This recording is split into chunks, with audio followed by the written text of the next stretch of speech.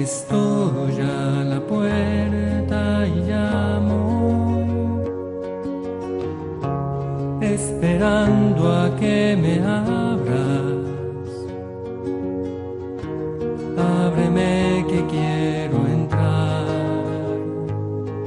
que estoy a la puerta y llamo. Quien guarda mi palabra, con el Padre José Ribes. El corazón que te he dado es morada que yo anhelo, pero es tan digno y sagrado. Buenas tardes, un saludo cariñoso a todos los oyentes de Radio María. Les habla el Padre José Ribes, párroco de Massamagrell, Archidiócesis de Valencia. Y en este tiempo de Cuaresma que hemos iniciado hace una semana, pues le pedimos al Señor que nos ayude a vivir este tiempo de conversión y de penitencia, que nos ayude para prepararnos dignamente a los misterios de la pasión, muerte y resurrección de su Hijo, nuestro Señor Jesucristo, para que también nosotros podamos decir al término de la Cuaresma, en la noche de la Pascua, que nosotros nos unimos a Cristo resucitado y que con Él también nosotros vamos resucitando. Él nos resucita, unidos a Él, para que vivamos la vida nueva que Él nos ha dado con su muerte y resurrección. En el programa anterior nos quedábamos en aquellas enseñanzas de Jesús acerca del reino de los cielos, donde Él comparaba el reino de los cielos a un granito de mostaza y a la levadura. Decíamos que a través de estas imágenes Jesús quería constatar de algún modo la fuerza, el poder de su palabra, de su mensaje, la fuerza de su persona. Aunque aparentemente el reino de los cielos pueda tener unos orígenes pequeños, modestos e insignificantes, lleva en sí una fuerza tan grande que es capaz de acoger a todo aquel que con fe acoge la palabra y va transformando su vida. Después de estas palabras de Jesús, de sus enseñanzas, el evangelista inicia, digamos, la segunda parte del viaje de Jesús a Jerusalén. Recuerden ustedes que decíamos hace unos programas cómo el evangelista, digamos que estructura su evangelio, sobre todo, digamos, la parte donde se dedica a mostrarnos las palabras y las acciones de Jesús, quiere, digamos, estructurar su evangelio como un viaje de Jesús a Jerusalén, en el cual hay como 4 etapas, donde en cada una de ellas el evangelista quiere destacar el mensaje de Jesús y lo que él ha querido enseñar a sus discípulos y a todo aquel que siguiéndole quiera también llegar a la meta, quiera llegar también a la Pascua, a la victoria. Queremos iniciar este programa recordando esa frase del evangelista donde nos quedábamos en el programa anterior, donde él hace como un pequeño breve resumen de la acción de Jesús. Y recordamos la frase de Lucas, que era la siguiente: y Jesús pasaba por ciudades y aldeas enseñando y se encaminaba hacia Jerusalén. Esta es la frase con que el evangelista abre esta segunda parte del viaje de Jesús a Jerusalén, donde él va sugiriéndonos esta etapa como un largo camino de Jesús a través de ciudades y de aldeas, donde Jesús mantiene su firme decisión de ir a Jerusalén. Jesús no pasa de largo por ellas, sino que aprovecha la ocasión para enseñar. De hecho, en estos textos no se mencionan curaciones, ni tampoco hay una referencia expresa a las sinagogas ni al entusiasmo de la gente. Tras este breve sumario, el evangelista va a introducir el tema con la pregunta de una persona anónima que le hace a Jesús a propósito del número de las personas que se van a salvar. Después de narrarnos que Jesús pasaba por ciudades y aldeas y enseñando y que se encaminaba hacia Jerusalén, el evangelista introduce este tema con esta pregunta de una persona anónima, donde aparece, digamos, la siguiente pregunta. Señor, ¿son pocos los que se salvan? Hemos de decir que esta pregunta yo creo que nos la hacemos muchos. Yo creo que es una pregunta bastante frecuente no solamente entre los que creemos, sino que también puede suscitarse también en el corazón incluso de algunos que no creen, y que a lo mejor la hacen por simple curiosidad. Pero aquí nos encontramos con una persona que le pregunta a Jesús, Señor, ¿serán pocos los que se salvan?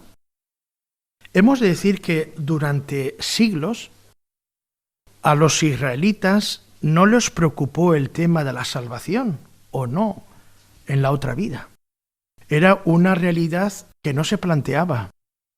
Ni siquiera era una realidad en que los israelitas se lo pensaran o lo tuvieran asumido.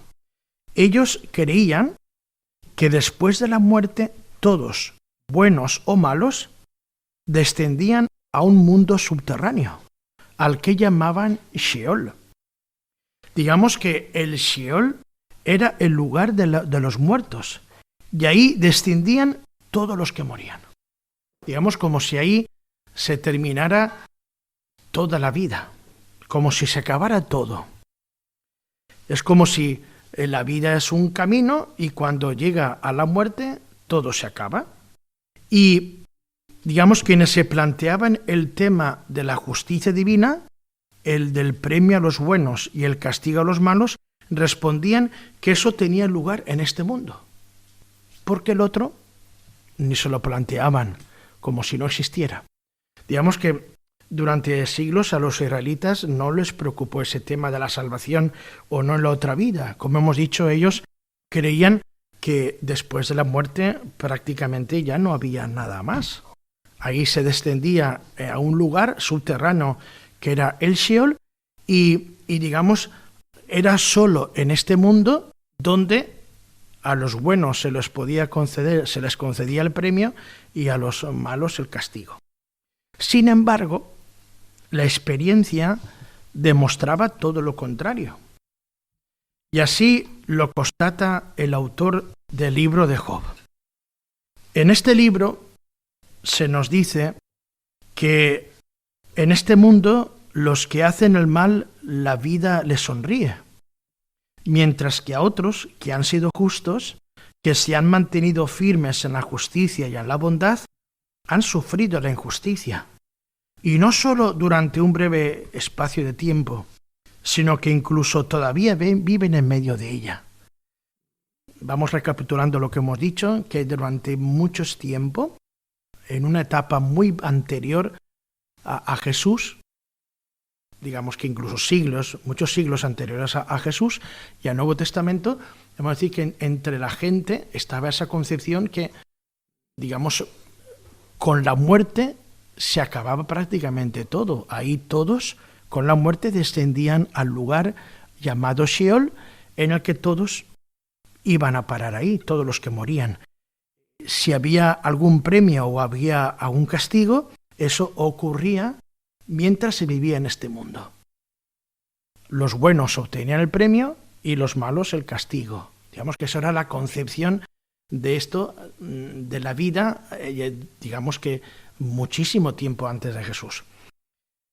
Como hemos dicho, la experiencia iba demostrando lo contrario, y vemos cómo en el desarrollo del Antiguo Testamento, cómo hay algún libro como el de Job que se plantea la realidad diciendo, oye, que esto no es así, porque Constatamos en el mundo, constatamos en la realidad cómo el hacer el bien, el ser justo, no te lleva consigo un premio, porque de hecho hay buenas personas como Job, que es esta persona donde él es justo ante Dios, es recto, vive de acuerdo con la ley del Señor, y su vida intachable no le lleva a obtener premios o ganancias en este mundo.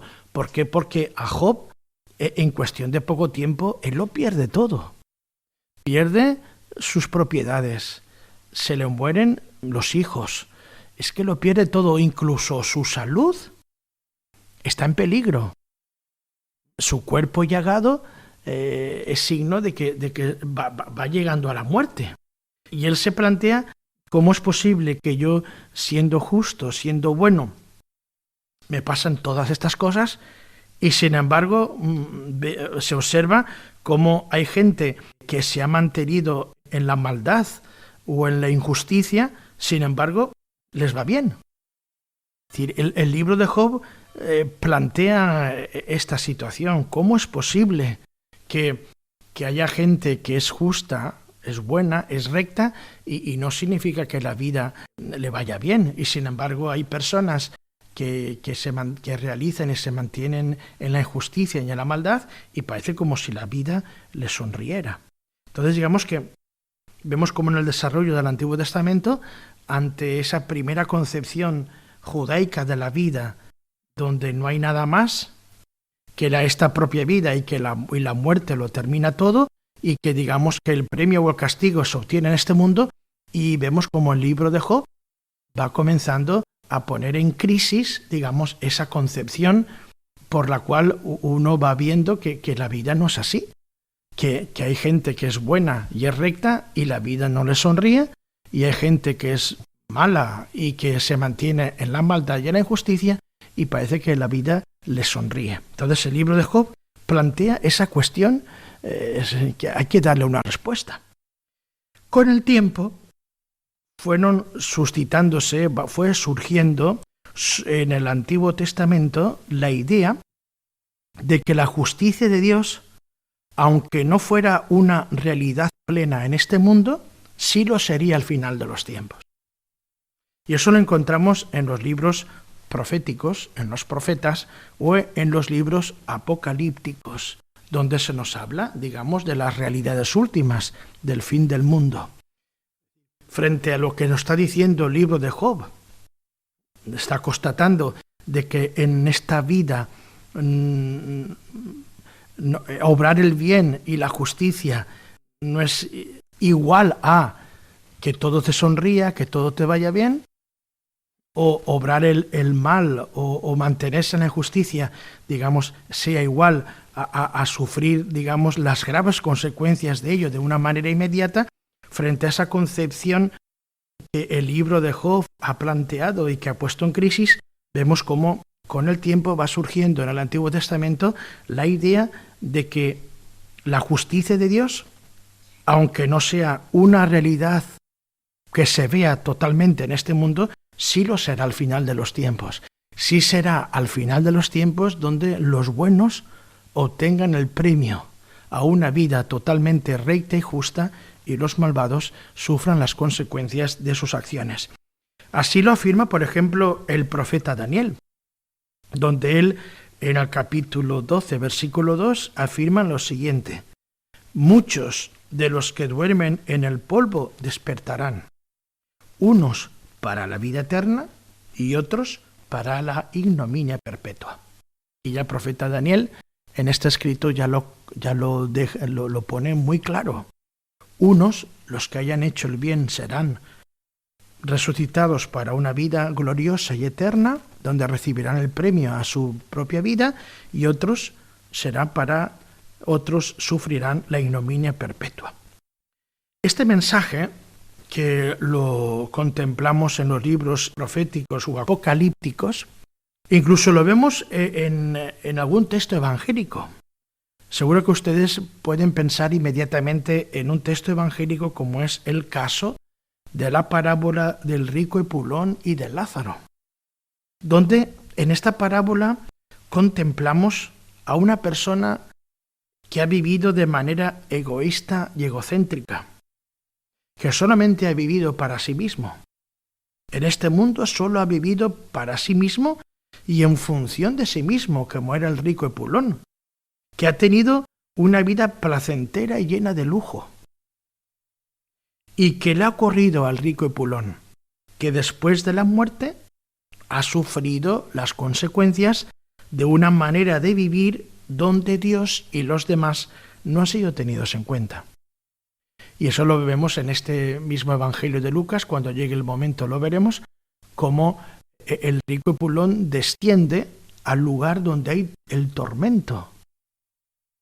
¿Por qué? Porque él ha vivido de manera donde ha vivido solo para sí mismo, donde no ha tenido en cuenta las necesidades de los demás. Por ejemplo, de un pobre harapiento que estaba junto a su puerta pidiendo limosna, como era Lázaro, y que él no ha visto o no ha querido ver. Ni ha tenido en cuenta las necesidades de los más pobres, y tampoco ha tenido en cuenta a Dios. Él ha vivido solo para sí mismo. Entonces este rico Epulón sufre las consecuencias de una vida totalmente engañosa, totalmente equivocada.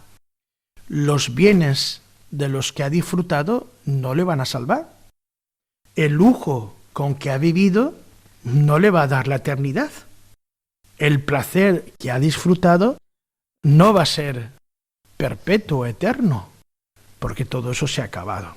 Entonces vemos cómo en el mismo Antiguo Testamento y también en el Nuevo encontramos ya cómo se va presentando, esa visión de la vida, donde es un camino y en ese camino que lleva a una meta, los que vivan de un modo determinado gozarán, de las consecuencias, de la vida, de una vida entregada, generosa, vivida justamente y de acuerdo con Dios.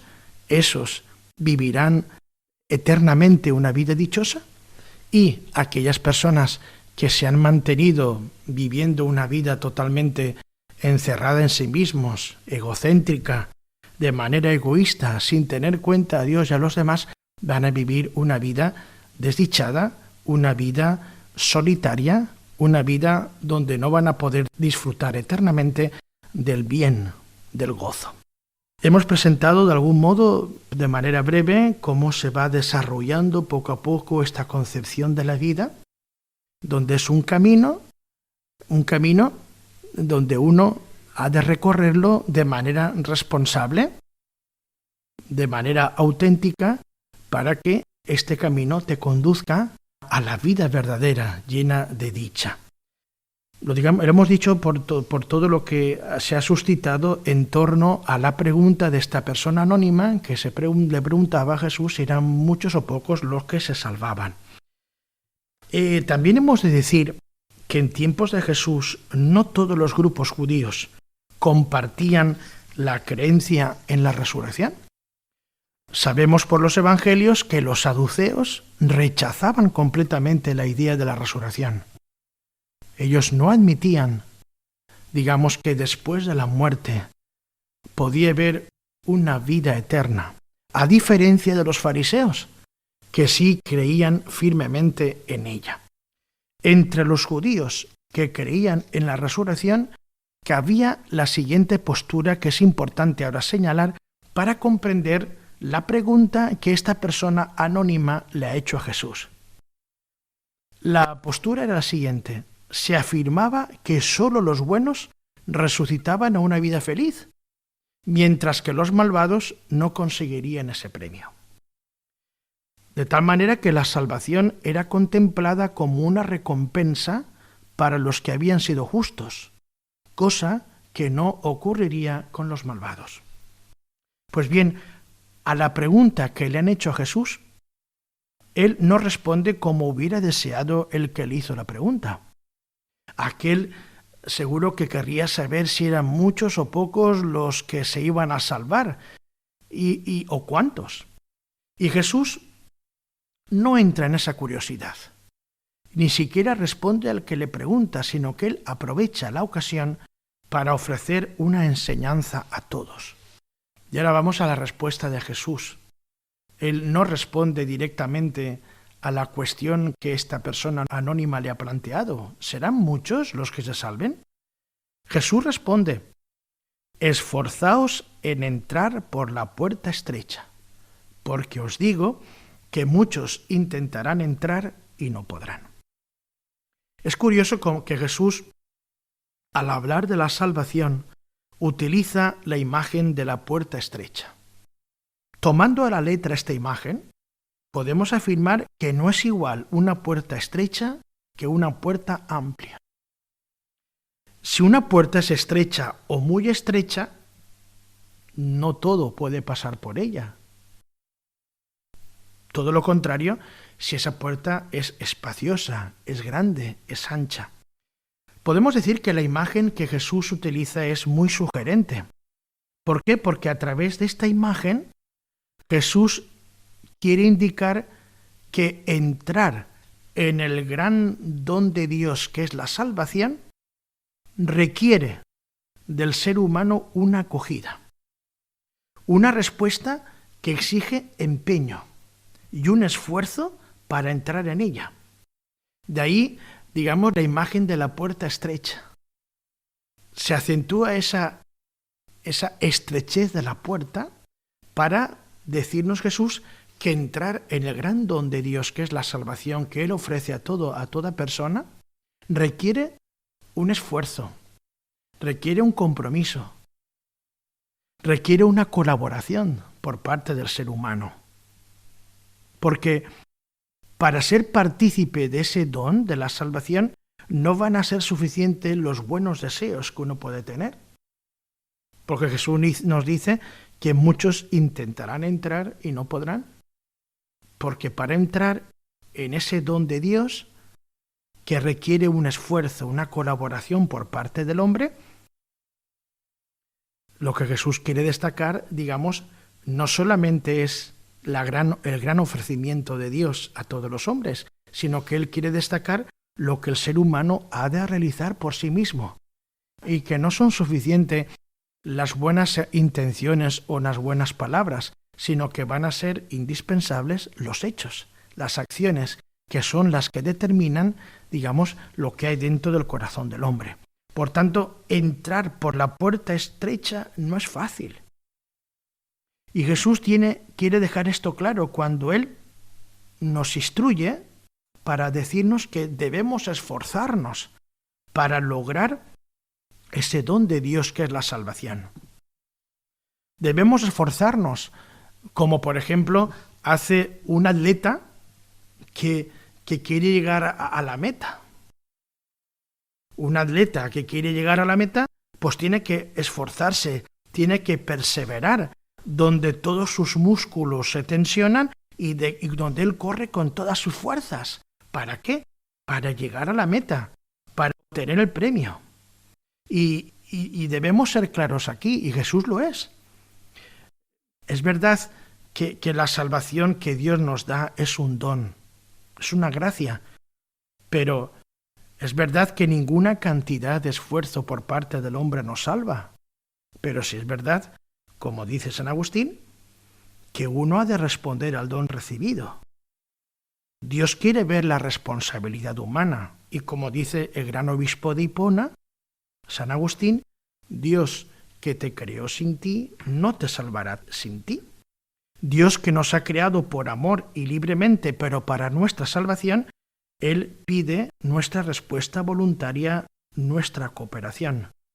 Y esto es una llamada a todos a colaborar activamente en nuestra vida espiritual, donde Dios da el primer paso, pero espera siempre nuestra respuesta para completarlo. Vamos a hacer ahora una breve pausa y que la música que nos acompaña nos ayude a meditar y a interiorizar lo que hemos comentado.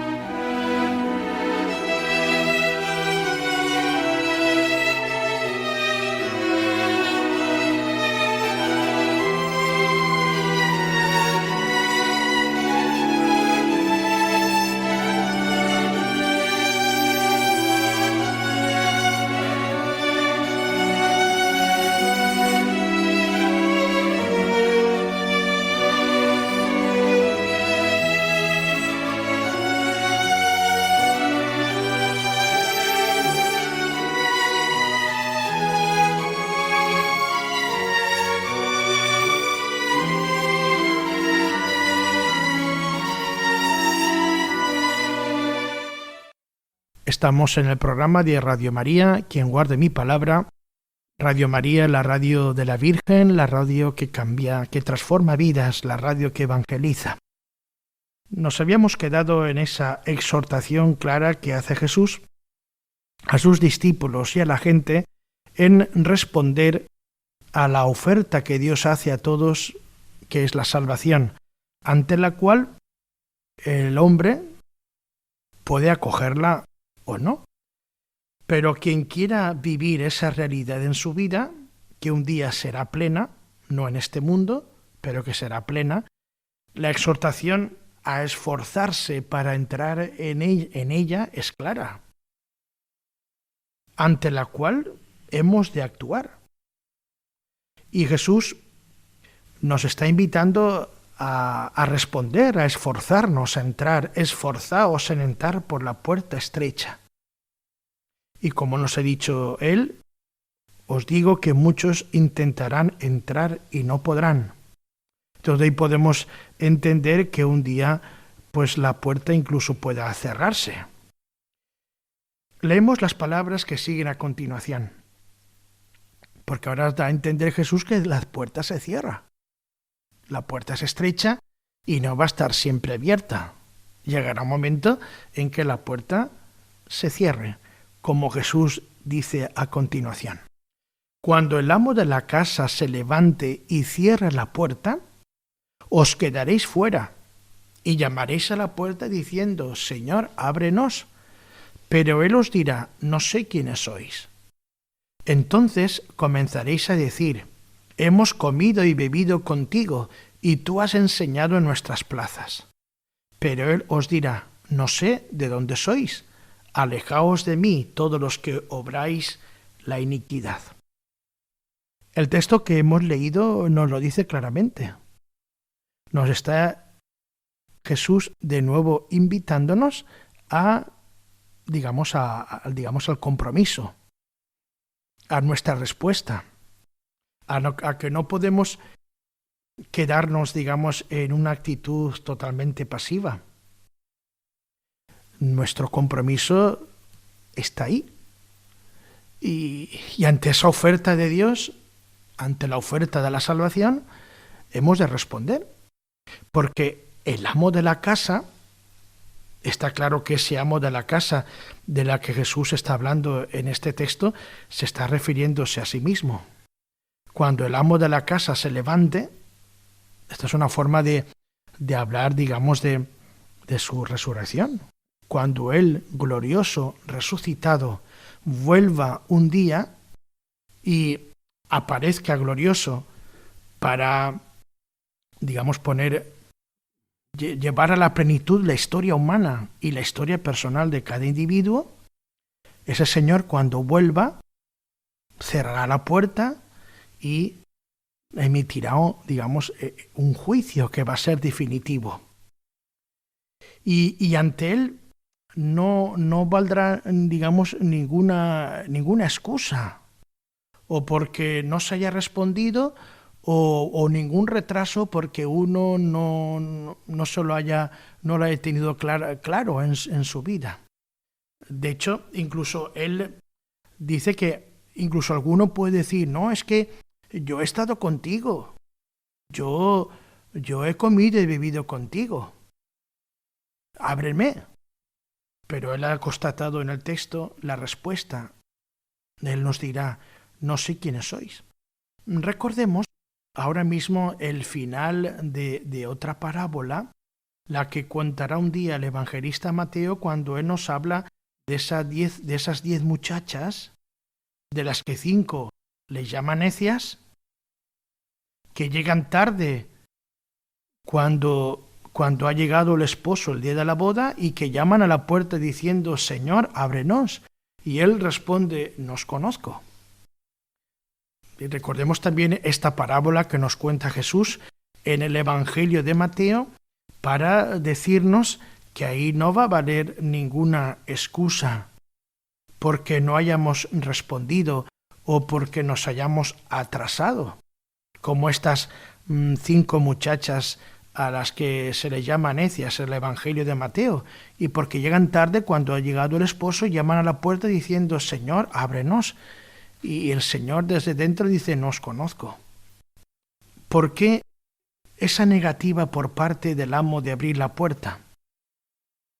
Y eso que ellos han expuesto, digamos, la justificación, que hemos comido y vivido contigo, es decir, que hemos estado contigo, que te hemos oído. Pero ¿por qué la respuesta esta negativa del amo? ¿Por qué? Porque para entrar en el banquete del reino de Dios no basta haber estado con Jesús ni haberlo escuchado, ni tampoco es suficiente con pertenecer al pueblo elegido. Lo que hace falta es haber puesto en práctica sus enseñanzas. Eso es lo que va a ser determinante para, digamos, entrar al banquete del reino de los cielos. En la medida en que yo pongo en práctica sus enseñanzas, me estoy esforzando por entrar por esa puerta que se estrecha. Una puerta que está abierta mientras esté abierta, para que puedan entrar todos los que en ella quieran pasar a través del esfuerzo continuo, del compromiso, de la fidelidad. Y este es el criterio para que un día podamos ser merecedores de poseer el reino de los cielos. Jesús también va a decir en alguna ocasión en los evangelios que no es suficiente con llamarle a él Señor.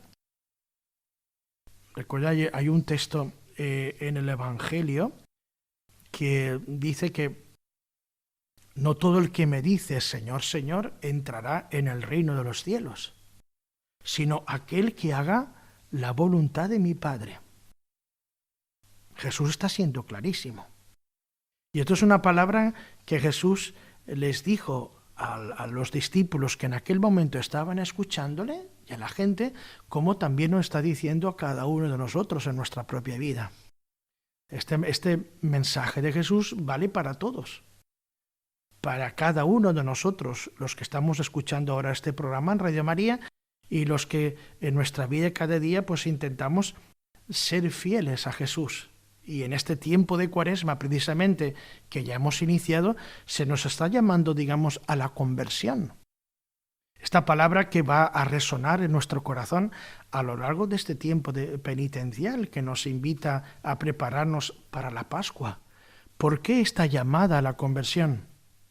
Porque la conversión es la respuesta libre y voluntaria que hacemos ante ese ofrecimiento maravilloso de Dios que confía plenamente en nosotros, que nos llama a participar de su vida, pero que esa participación, a disfrutar esa vida, es necesario que el ser humano responda. ¿Y cómo responde? Con la conversión.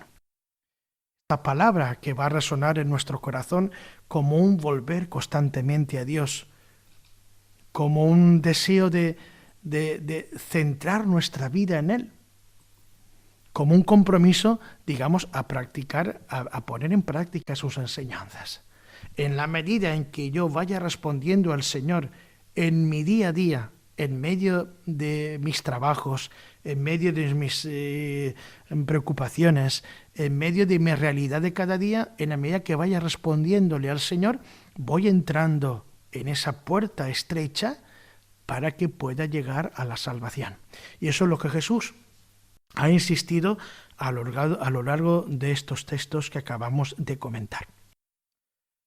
Después de habernos comentado el evangelista, de haber presentado el evangelista estas palabras de Jesús, ahora aparece la intervención de unos fariseos que le advierten a Jesús del peligro de muerte que corre. Me llama la atención lo que vamos a leer, el texto que leemos y que el evangelista Lucas coloca ahora en este momento. Nos dice las palabras, con estas palabras Lucas: en aquella misma ocasión se acercaron unos fariseos a decirle: sal y marcha de aquí, porque Herodes quiere matarte. Y él les dijo: id y decid a ese zorro: mira, yo arrojo demonios y realizo curaciones hoy y mañana, y al tercer día mi obra quedará consumada. Pero es necesario que camine hoy y mañana y pasado, porque no cabe que un profeta muera fuera de Jerusalén.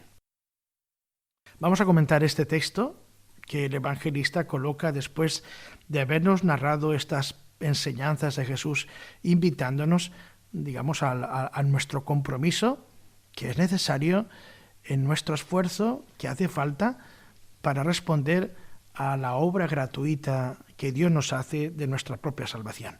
Pues después de estas enseñanzas de Jesús, el evangelista coloca este texto que vamos a comentar. Nos llama la atención, lo primero, los fariseos que aparecen aquí. Dice que hay unos fariseos que le previenen a Jesús, le están avisando.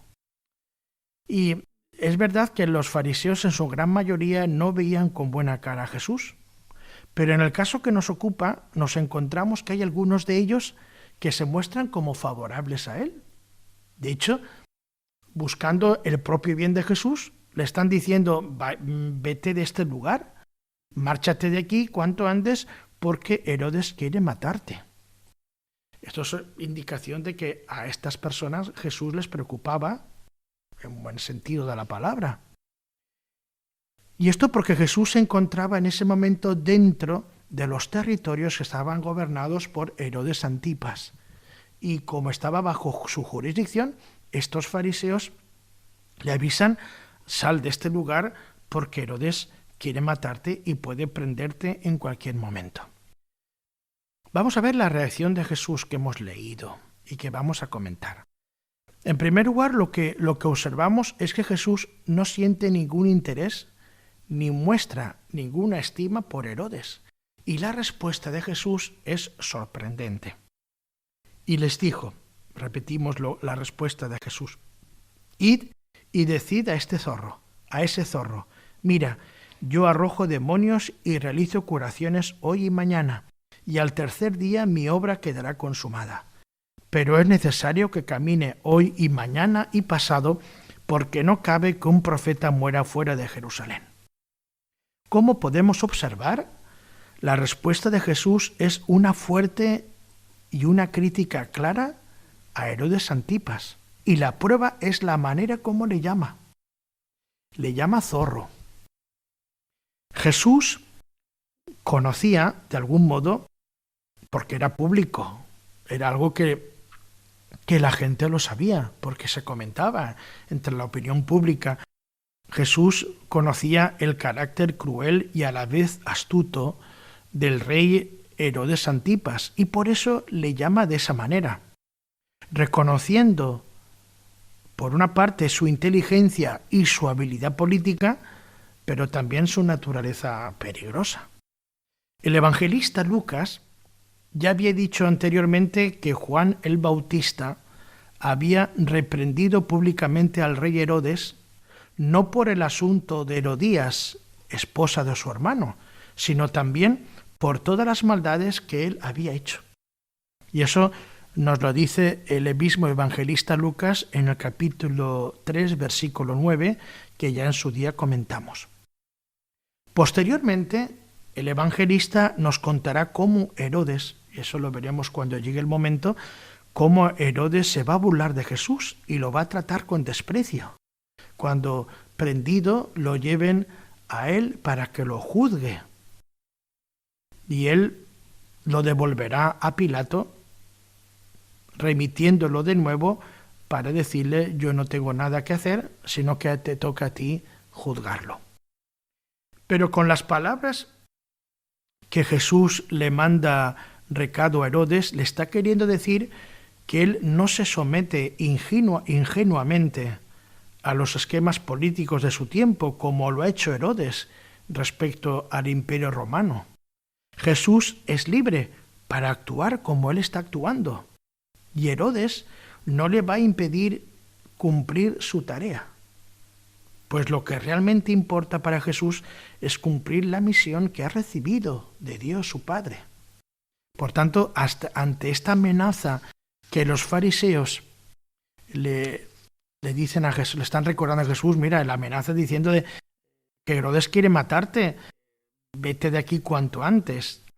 Ante esas palabras preventivas de parte de estos grupos de los fariseos, Jesús le está de algún modo respondiendo a esa preocupación de estos fariseos, haciéndoles llegar que aunque Herodes quiera prenderle o aunque desee matarle, Herodes no va a impedir la obra que él está haciendo. Él va a realizar el cumplimiento de su tarea, aunque alguno como Herodes pretenda acabar con él. ¿Por qué? Porque Jesús tiene su momento, tiene su hora, donde él culminará la misión que el Padre le ha dado con la entrega de su propia vida. Y a esta última Jesús está aludiendo con la referencia al tercer día.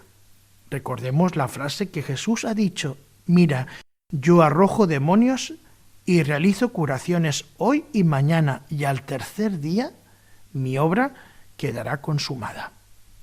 Jesús está dejándolo claro, porque la muerte que va a acontecer no va a ser inmediata, no va a ser ya, sino que la muerte se va a dar, pero será en Jerusalén, porque como dice Jesús en la palabra que hemos dicho, no cabe que un profeta muera fuera de Jerusalén.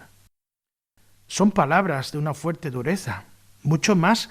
Recordemos que aquellas palabras que pronunció Jesús en la sinagoga de su pueblo, en Nazaret, donde él decía que ningún profeta es querido o aceptado en su pueblo. Que no está diciendo solo Jesús que ningún profeta es aceptado en su pueblo, sino que está diciendo algo mucho más grave, que el profeta morirá en Jerusalén. Jesús es consciente, él ha asumido libremente que su entrega pasa por la muerte. Y así es como él culminará la tarea que Dios le ha encomendado y que el lugar donde va a morir es Jerusalén. Lo hemos visto, digamos, la respuesta de Jesús ante esas palabras preventivas que le hacen los fariseos diciéndole: vete de aquí porque Herodes quiere matarte, quiere acabar contigo. Y hemos visto cómo Jesús responde con claridad afirmando que Herodes no va a impedir que él realice la tarea que se le ha encomendado y que esa tarea llevará a su cumplimiento. Y el cumplimiento no será cuando Herodes decida, cuando Herodes quiera, sino cuando el Padre tenga bien su cumplimiento, y que será en Jerusalén. A continuación, Lucas coloca en este momento camino a Jerusalén, como estamos diciendo que Jesús va subiendo a Jerusalén. El evangelista va a colocar en este momento la lamentación que Jesús va a hacer sobre la ciudad santa y que ahora vamos a comentar, vamos a leer y comentar. Jerusalén, Jerusalén, que matas a los profetas y apedreas a los que se te envían. ¿Cuántas veces he querido reunir a tus hijos como la gallina reúne a sus polluelos bajo las alas y no habéis querido? Mirad, vuestra casa va a ser abandonada. Os digo que no me veréis hasta el día en que digáis: bendito el que viene en nombre del Señor. Son palabras duras de Jesús sobre Jerusalén y sobre todo sobre el destino que se le espera. Porque esta lamentación de Jesús contiene la denuncia de dos pecados y el anuncio de un castigo. El primer pecado, hablando de Jerusalén en tercera persona, consiste en que han matado a los profetas y han apedreado a los enviados de Dios. Son palabras más duras incluso que algunos de los antiguos profetas, como fue el caso de Isaías o Jeremías o Miqueas o Ezequiel, que hablaron contra Jerusalén. Las palabras de Jesús son mucho más duras. Y si grave ha sido el asesinato de tantos profetas, la lapidación de los enviados de Dios no es menos grave. Jerusalén, Jerusalén, que matas a los profetas y apedreas a los que se te envían. Repito que si grave ha sido el asesinato de tantos profetas, la lapidación de los enviados de Dios no es menos grave, porque recuerden ustedes que la lapidación era el castigo que se le daba a los blasfemos, a los idólatras. Lapidarlos significa que no han entendido, han malinterpretado a los enviados de Dios como a la misión que ellos han hecho. Quiero decir que con estas palabras Jesús está diciendo a Jerusalén, es que estáis ciegos. Vuestra ceguera espiritual es completa, que más ciegos no podéis ser. Porque no solamente habéis, Jerusalén, Jerusalén, has matado a los profetas, sino que has apedreado a los que Dios te ha enviado. Si ese ha sido, digamos, el primer pecado, el segundo pecado, dirigiéndose ahora a Jesús directamente a Jerusalén en segunda persona, consiste en haberle negado a Él. No me has aceptado. Yo me he acercado a ti. Y pone la siguiente imagen. ¿Cuántas veces he querido reunirte como la gallina reúne a sus polluelos bajo las alas y no habéis querido? Las palabras de Jesús son claras, son rotundas. Yo me imagino a Jesús diciéndolas con sufrimiento a Jesús, porque Él está viendo, está contemplando o está ya de algún modo viendo lo que va a acontecer en Jerusalén. Pero Jerusalén no ha respondido, digamos, a la oferta de Dios. Y la invectiva termina con el anuncio de un castigo. Centrado, Jesús centra todo esto en el abandono del templo, que quedará desierto. Imagínense ustedes lo que Jesús ha dicho: mirad, vuestra casa va a ser abandonada. Y Jesús se está refiriendo sobre todo al templo, que es el lugar por excelencia del culto. El templo es el centro de Jerusalén, es el lugar donde se hacen los sacrificios, donde tiene lugar el culto que Israel dirige a Dios. Vuestra casa va a ser abandonada. Recordemos, y eso lo vamos ahora a recordar, cómo en el Antiguo Testamento ya los profetas habían anunciado palabras duras hacia Jerusalén por su dureza de corazón, por su falta de fe. Por ejemplo, el profeta Miqueas en 3:12 dice que Jerusalén se convertirá en un montón de ruinas y la colina donde se hace el templo se convertirá en un cerro cubierto de maleza. También el profeta Jeremías anunciaba en nombre del Señor la destrucción del templo de Jerusalén, como ya le ocurrió con el antiguo santuario que había, el templo de Silo. Y vemos las razones por las que todo esto va a ocurrir. Porque os llamé y no me respondisteis. Esas son las palabras que Dios le dice a Jerusalén a través del profeta Jeremías. Por haber cometido tales acciones, oráculo del Señor, porque os hablé sin cesar y no me escuchasteis, porque os llamé y no me respondisteis, haré con el templo dedicado a mi nombre, en el que confiáis, y con el lugar que le di a vuestros padres y a vosotros, haré lo mismo que hice con Silo.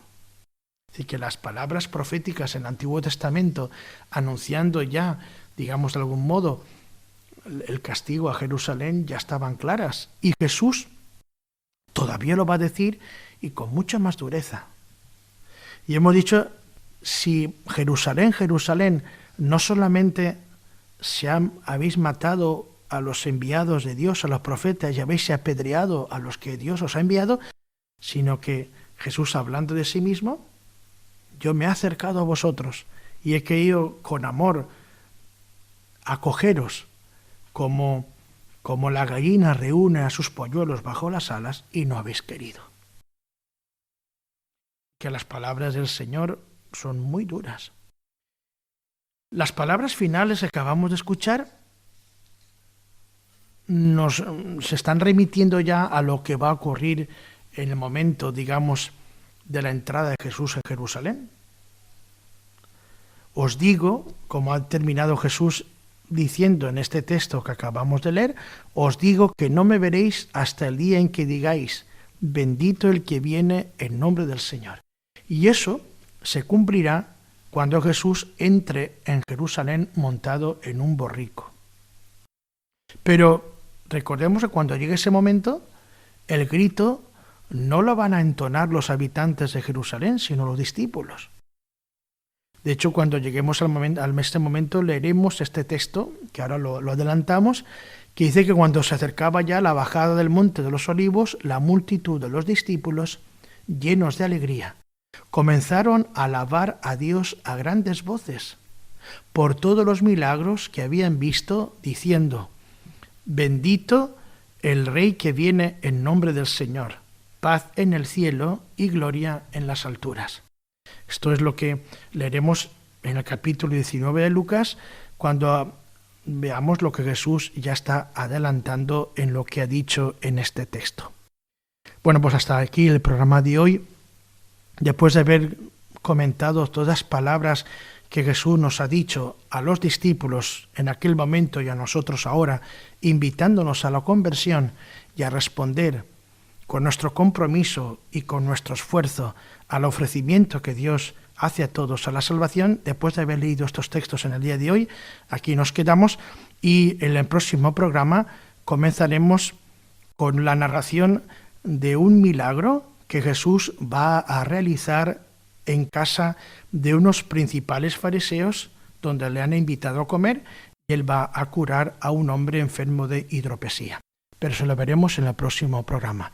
Si no han podido escuchar este programa en su totalidad, pueden escucharlo de nuevo en el podcast de Radio María y si quieren hacernos una pregunta, un comentario o plantearnos una duda, pueden enviarnos un correo electrónico a quienguardamipalabra@radiomaria.es.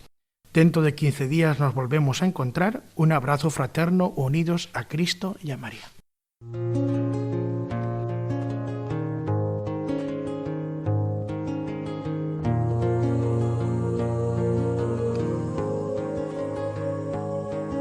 Estoy a la puerta y llamo,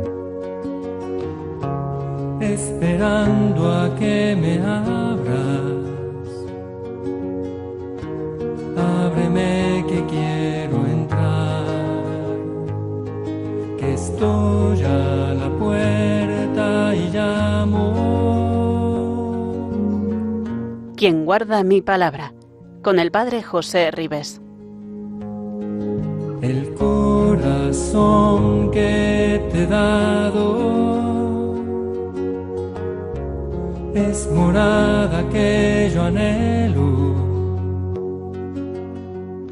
pero es tan difícil